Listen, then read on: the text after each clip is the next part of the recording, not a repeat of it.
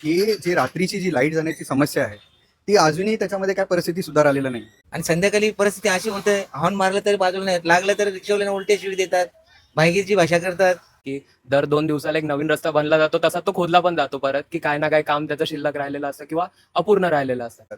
आज आता जून उगवला, पाऊस नक्कीच लांबलेला आहे, पण हे लोक काय त्यावेळेला झोपलेले होते? हा 3 महिने झाला पॅच असंच आहे. अजूनपर्यंत इथे कोणी काम केलेलं नाही. पत्रव्यवहार सगळं झालेलं आहे. MSEBला जेव्हा आपण फोन करतो, पहिला तर त्यांना 2 ते 3 वेळा कॉल लावल्यावर ते उचलणारच नाही. आणि त्यानंतर जेव्हा ते उचलतात तेव्हा त्यांची कंप्लेंट घेण्याची वृत्ती न असता त्यांचा पहिला स्टेटमेंट असतं, तुमचा कंझ्युमर नंबर सांगा. आता रिक्षावाल्यांवरती तर जास्तीच डोला असतो. पण प्रत्यक्ष बघा रिक्षावाल्यानं कुठे थांबवलं रिक्षा, का रे तुला समजत काय नाही काय रिक्षा, हा कशी लावायची माहीत नाही का रिक्षा, असे सांगतात आणि उलट भाषा करतात आणि धमकी देऊन निघून जातात. डू ओरिजिनलमध्ये तुमचं स्वागत आहे. जरी हातामध्ये बूम माईक असला आणि मी खूप आधी न्यूज चॅनलमध्ये काम केलं असलं तरी पण आजचा हा व्हिडिओ कुठल्याही न्यूजबद्दल नाही आहे किंवा कुठल्याही न्यूज चॅनलला मी जॉईन केलेलं नाही आहे. हा व्हिडिओ आहे मी ज्या शहरात राहतो डोंबिवलीमध्ये, तिथल्या काही गोष्टी आज प्रामुख्याने तुमच्यासमोर मांडाव्याशा वाटतात. तसं जर म्हणायला गेलं तर आमच्या डोंबिवलीला सांस्कृतिक नगरी असं बोलतात. आणि मी आज ज्या ब्रिजवर उभा आहे ना, तो ब्रिज बघून पण तुम्हाला कदाचित लक्षात येईल की मी कुठे आहे. मानकोली ब्रिजवर आहे. आणि जे डोंबिवलीच्या बाहेरचे प्रेक्षक हा व्हिडिओ बघत असतील त्यांना सांगायला अभिमानाने सांगेल की नुकताच बॉलिवूडचा एक मोठा मूवी येऊन गेला धुरंधर म्हणून, त्यातल्या एका सीनसाठी हा ब्रिजचा वापर करण्यात आला होता. सो सांगायचा मुद्दा हा की सांस्कृतिक नगरी म्हणून आम्ही आमच्या शहराला अभिमानाने मिरवत असलो तरी आजच्या तारखेला काही गोष्टींमुळे मान खाली घालावी लागते. ते म्हणजे असं की ज्या एक बेसिक समस्या ज्या असतात, एका सर्वसामान्य नागरिक जो सकाळी 8 वाजता डोंबिवली सोडतो आणि संध्याकाळी 8 वाजता डोंबिवलीमध्ये परत येतो, त्याला ज्या दैनंदिन प्रॉब्लेम्सना, दैनंदिन समस्यांना सामोरे जावं लागतं, त्याच्याबद्दल आज आपण थेट जनतेशी संवाद साधणार आहे. म्हणजे सकाळी उठल्यानंतर तुम्ही बघाल, ठीक आहे, आम्ही मान्य करतो की तुम्ही आमच्यासाठीच सगळ्या सुविधा उपलब्ध करताय, रस्ते बांधताय आणि पाईपलाईनची कामं चालू हे आमच्यासाठीच करतायत. पण मला असं वाटतं कुठेतरी तिथे एक प्रॉपर मॅनेजमेंटची गरज आहे की एक रस्ता खोदून झाल्यानंतर तो पूर्ण होईपर्यंत तुम्ही दुसरा रस्ता नंतर खोदला पाहिजे. या बेसिक गोष्टी आहेत, पण आजच्या तारखेला त्याचा सगळ्यांना विसर पडला आहे. प्रत्येक सामाजिक कार्यकर्ता असेल, नगरसेवक असतील, आमदार असेल, खासदार असतील, म्हणजे प्रत्येक पक्षाची लोकं त्या रस्त्यावरती काम करतात. प्रत्येकजण त्याच्यावरती बाबा आमच्या पाठपुराव्याने पूर्ण झालं आहे, आमच्या पाठपुराव्याने पूर्ण झालं आहे हे करत. आणि कोणाच्याही पाठपुराव्याने होऊ दे, सर्वसामान्य नागरिकांना त्याच्याशी खरंच काही घेणं देणं नाही आहे. आम्ही तुम्हाला मतदान केलं तर तुम्ही ते करणं, त्या गोष्टींची फुलफिल करणं क्रमपात्र ठरतं आहे. सो तो जाऊ दे, आपण राजकारणामध्ये न जाता मला फक्त आजच्या तारखेला माझ्या माईकच्या माध्यमातून, माझ्या व्हिडिओच्या माध्यमातून खरंच नागरिकांच्या काय समस्या आहेत, जो रस्त्यावरती फिरतोय, संध्याकाळी उतरल्यानंतर घरी पोहोचेपर्यंत ट्रॅफिकचा विळखा असू दे, फेरीवाल्यांचा विळखा असू दे. म्हणजे काल तर मी पाहिलं डोंबिवलीमध्ये सत्ताधिकाऱ्यांनाच फेरीवाल्यांविरोधात आंदोलन करावं लागलं, अशी गत आहे सध्या माझ्या शहराची. सो आपण प्रेक्षकांची म्हणण्यापेक्षा नागरिकांशी रस्त्यावरती संवाद साधूया की त्यांना रोजच्या जीवनामध्ये कुठल्या प्रॉब्लेम्सना सामोरं जावं लागतं. आणि तुम्हाला देखील तुम्ही हा व्हिडिओ जर आता बघत असाल तर व्हिडिओमध्ये बघता बघता तुम्हाला कुठल्या समस्या जाणवत आहेत त्या नक्कीच कमेंटमध्ये सांगा. चला.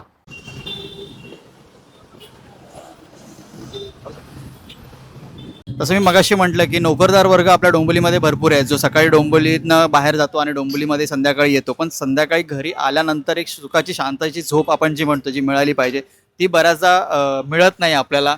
लाईट जाते किंवा ट्रॅफिकमुळे घरी पोहोचायला उशीर होतो, अशा अनेक समस्या आपल्याकडे आहेत. मला तुमचं नाव समजून घ्यायला आवडेल आणि तुम्ही सध्या कुठल्या समस्या असं वाटते की डोंबिवलीमध्ये ही प्रामुख्याने भेडसावणारी समस्या आहे? नमस्कार, माझं नाव सिद्धेश हरमलकर. आम्ही जवळजवळ डोंबिवलीमध्ये आता एक 30 वर्षापासूनचे डोंबिवलीतले नागरिक आहोत.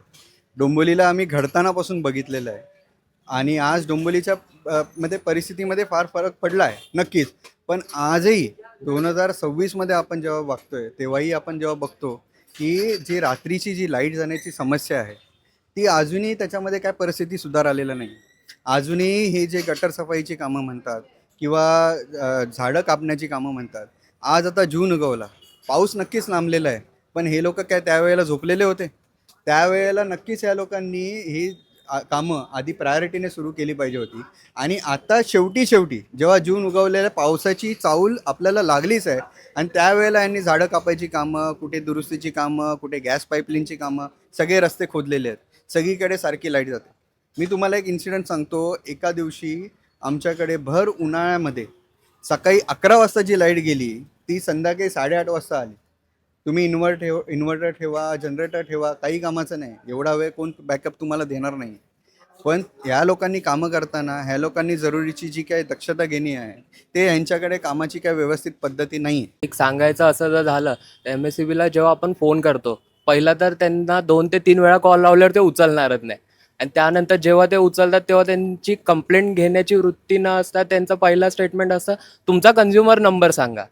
त्यानंतर मग ते कंप्लेंट लिहून घेणार, मग ती दुरुस्त होणार. तर कुठेतरी ते थोडं म्हणजे युजर फ्रेंडली त्यांचं जे वागणं आहे ते झालं पाहिजे असं मला नक्कीच वाटतं. आजकाल म्हणजे जास्तच रात्रीचं लाईट जायला लागलंय आणि कधी लाईटीला वेळ दिला नाही की कधीही घालवता. ॲटलिस्ट त्यांनी आधीच मेसेज केला पाहिजे की 2 ते 3 तास लाईट जाणार आहे, ट्रिप होणार आहे. जी कामं ती रात्री करतात तीच त्यांनी सकाळी केलं तर अजून बरं होईल. कारण की सकाळच्या वेळी सगळे जॉबला पण असतात. मग ते ॲटलिस्ट त्यांना घरी आल्यावर थोडं रिलॅक्स वाटलं पाहिजे, थोडं ते बरं त्यांना पीसफुली वाटलं पाहिजे. मग त्याच्यासाठी काहीतरी एक डिसिजन घ्यायला पाहिजे. पण तुम्हाला कुठेतरी असं कॉर्डिनेशनचा अभाव वाटतो का? कारण बऱ्याचदा आपण बघतो की एकाच लेनमध्ये इकडे पण रस्ता खोदलेला असतो, तिकडे पण रस्ता खोदलेला असतो आणि मग त्याच्यामुळे रिक्षाचं होणारं ट्रॅफिक, गाड्यांचं होणारं ट्रॅफिक, म्हणजे कुठेतरी सगळ्या प्रशासनामध्ये कॉर्डिनेशनचा अभाव आहे असं तुम्हाला वाटतं का? कॉर्डिनेशनच्या अभावापेक्षा मला तर असं वाटतं की गाडी चालवावी कुठून. जर रस्ता दोन्ही ठिकाणी एका ठिकाणी झिगझॅग करून जर खोदलेला आहे, एका ठिकाणी एक लेन पूर्ण पार्किंगला गेलेली आहे, स्कूटीवाले गाडी कशी पण घुसवत आहे. मग मोठी गाडीसाठी जर आपण रस्ते मोठे नाही बनवले तर डोंबिवलीमध्ये मोठी गाडी खरंच चालवावी का, हा मला खरा मोठा प्रश्न हाच वाटतो.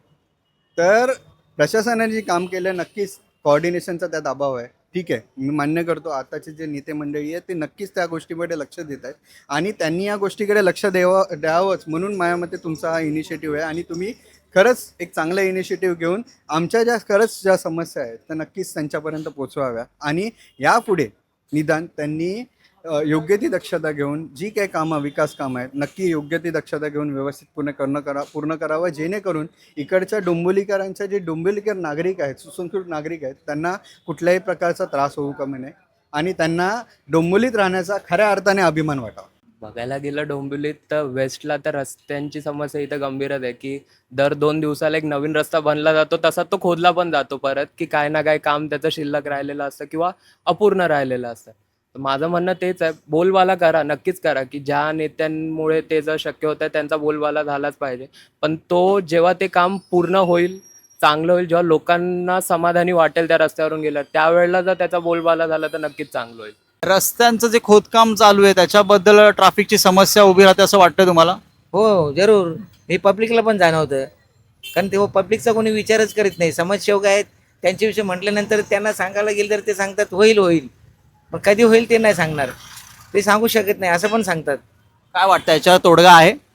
याच्यावर तोडगा काढला तर समाजसेवक आणि पब्लिकचाच आहे. कारण पब्लिकने आवाज उठेल तर त्यांना ते रस्त्यावर उतरल्यानंतर करून देणंच आहे. दुसरं काय सांगणार आपण?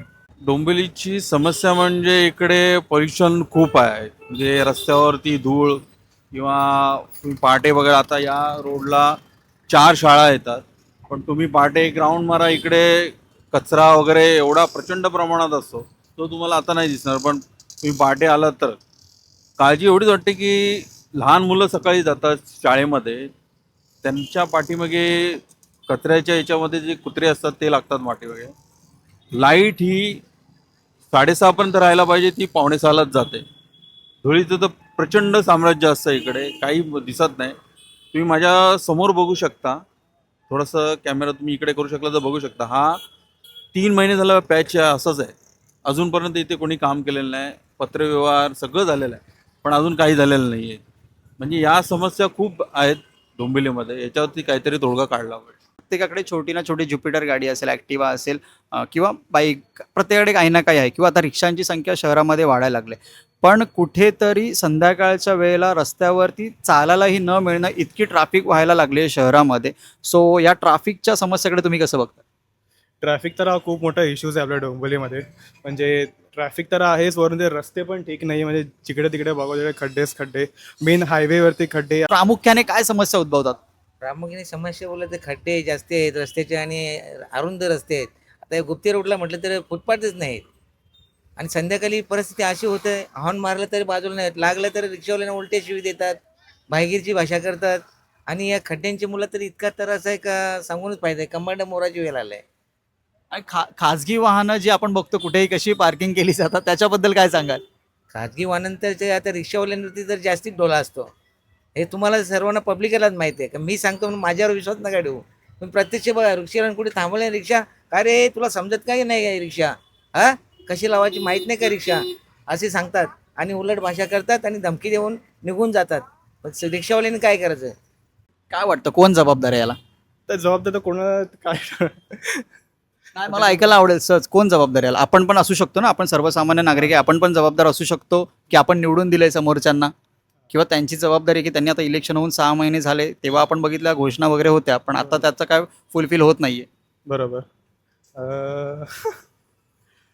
तुमचं मत हां. एक गोष्ट मला जी सांगावीशी वाटते ती अशी आहे की जेवढा आपण स्थानिक नेते किंवा प्रशासनाला जबाबदार धरतोय तेवढेच आपण सुद्धा जबाबदार आहोत. कारण बरेच वेळा म्हणजे जसं आता मी जर मोठ्या गाव एरियात राहतोय तर मी असं बघितलंय की फाटकाकडे जे अपोजिट लेनने गाडी चालवतात त्यांच्यामुळे खूप अडथळा होतो, की ज्यामुळे जी ट्रॅफिक आपलं 5 ते 10 मिनिटात सॉल्व्ह होऊ शकतं त्याला कमसे कम अर्धा ते पाऊण तास जातो. आणि परत मग दुसरी ट्रेन येते त्यामुळे परत मग ते ट्रॅफिक ऑनगोईंग ट्रॅफिक वाढत जातं. तर स्थानिक लोकांनी जर या बाबतीत काही जर असे स्टेप्स उचलले की आपण स्वतःहून आपल्यामुळे ट्रॅफिक झालं नाही पाहिजे असं जर त्यांनी निर्धार केला तर बऱ्याचशा गोष्टी सॉल्व्ह होऊ शकतात. प्रश्न विचारू इच्छितो की या सगळ्याबरोबरच प्रशासनाबरोबरच कुठेतरी सर्वसामान्य नागरिक ही याला जबाबदार आहे का? तो याला खतपाणी घालतो असं वाटतंय का? नागरिकांचा प्रश्न बोलाल तर ते बघा, जे नोकरदार वर्ग आहेत ते डोंबिवलीतले माणसं आहेत, त्यांना तर 2 तास CST ला जायला लागतात आणि 2 तास यायला लागतात. बरोबर, बराचसा जवळजवळ 9 ते 10 तास ते त्यांच्या कामाच्या ठिकाणी राहतात. एकदा घरी आल्यानंतर डोंबिवलीमध्ये एवढ्या महागातलं घर घेतल्यानंतर, चांगल्या फॅसिलिटीजचं घर घेतल्यानंतर त्यांना त्यांची अपेक्षा काय असते की आम्हाला आमच्या कुटुंबासाठी एक चांगलं आयुष्य देणारं डोंबिवली शहर निर्माण व्हावं. त्यासाठीच तर त्यांनी नेतृत्व करणारे नेते मंडळींना निवडून दिलेलं आहे. त्यांच्याकडून अपेक्षा हीच आहे. नक्कीच प्रगतीपथावर काम करत असताना त्यांनी योग्य त्या सोयीसुविधा आणाव्या. त्या सोयीसुविधा आणताना, त्या इम्प्लिमेंट करताना लोकांना, नागरिकांना त्या गोष्टीचा कुठल्याही प्रकारचा त्रास होऊ नये याची त्यांनी योग्य ती दक्षता घ्यावी. आणि विकास कामं नक्कीच झाली पाहिजेत. आणि विकास कामं झाली तरच आपल्याला डोंबिवलीचा कायापालट बदलताना आपल्याला बघून आपल्याला आनंद वाटेल. आणि मी जसं मगाशी म्हणालो, डोंबिवलीला प्राऊड डोंबिवलीकर बनण्यासाठी आम्हाला जो आनंद आहे तो आनंद अजून द्विगुणित व्हावा यासाठी सगळ्यांनी योग्य त्या दिशेने काम करावं. शेवटचा प्रश्न काका, CNG आणि पेट्रोलची दरवाढ दिवसेंदिवस वाढत चालले, त्याच्यामुळे काय धंद्यावरती वगैरे परिणाम झाला? धंद्यावरती परिणाम होणारच ना हो. कारण CNG म्हटल्यानंतर प्रत्येकाच्या गाडी आता CNGवरच झाल्यात आणि प्रत्येकजण CNGमध्येच गाडी चालवायलाच बघतंय. कारण पेट्रोल परवडत नाही, त्याच्यामुळे CNGचा भाव पण आता 41-44 रुपयावर गेला आहे. आणि रिक्षावाल्याने अजून पण काही भाव दर वाढीचं काही केलंच नाही. तरीसुद्धा रिक्षावाल्यांना धमकी देतात का तुम्ही रिक्षावाले बरोबर नाही चालवत, गाडी ट्रॅफिक होतंय, खड्ड्यात गाड्या आपटता. अशा समस्या भरपूर आहेत सांगायला गेलं तर. परंतु जे काय आहे ते डोंबिवलीकरांसाठी चांगलेच आहे. आणि एवढंच सांगेल की रिक्षाबंधू आमचे ते सुद्धा चांगलेच आहेत, कारण सेवा करतात दिवसभर, तेव्हा त्यांना मेवा भेटतो. या व्हिडिओमध्ये तुम्ही पाहिला असाल तर सुरुवातीच्या माझ्या इंट्रोपासून ते आत्ता ह्या मित्रांनी केलेल्या शेवटापर्यंत एक धागा कायम होता की सगळ्या कामामध्ये सुसूत्रता पाहिजे, एक प्रॉपर मॅनेजमेंट पाहिजे. कारण की कोणीच चांगलं असं म्हणत नाही की हे छान चालू आहे ते छान चालू आहे, कारण की तुम्ही करता हे आमच्यासाठीच करतात हे आम्हाला माहिती असलं तरी पण त्याच्यामध्ये एक प्रॉपर मॅनेजमेंट पाहिजे की हा रस्ता खोदून झाला, तो पूर्ण झाल्यानंतर तुम्ही दुसऱ्या कामाला हात घाला. किंवा एखादा जर महत्त्वाचा रस्ता आहे तो खोदला आणि तिथून खूप लोक जात आहेत तर तो कसा फास्ट ट्रॅकवरती घेता येईल आणि ते काम पूर्ण करता येईल याकडे तुम्ही लक्ष दिलं पाहिजे. जे पण कोणी हा व्हिडिओ बघतायत, हा व्हिडिओ म्हणजे आम्ही कोणाला राजकीय हल्लाबोल करण्याचा किंवा कोणाला ब्लेम करण्याचा हा प्रयत्न नाही. हा प्रयत्न आहे की आमच्या यूथला काय वाटतं तुमच्याबद्दल, प्रशासनाबद्दल, किंवा जे लोक रस्त्याने काम करतात, रिक्षा चालक असतील, पेपरवाले असतील, आपण सगळ्यांचा इंटरव्ह्यू घेतला, त्यांच्या मनात ह्या सगळ्या तुमच्या कामाच्या पद्धतीबद्दल जी काही भावना आहे ती या व्हिडिओच्या मार्फत मांडण्याचा प्रयत्न केला आहे. काही चुकलं असेल तर क्षमा असावी, मात्र प्रत्येक आवाज हा खूप महत्त्वाचा आहे, त्यासाठीच हा प्रयत्न आहे. धन्यवाद.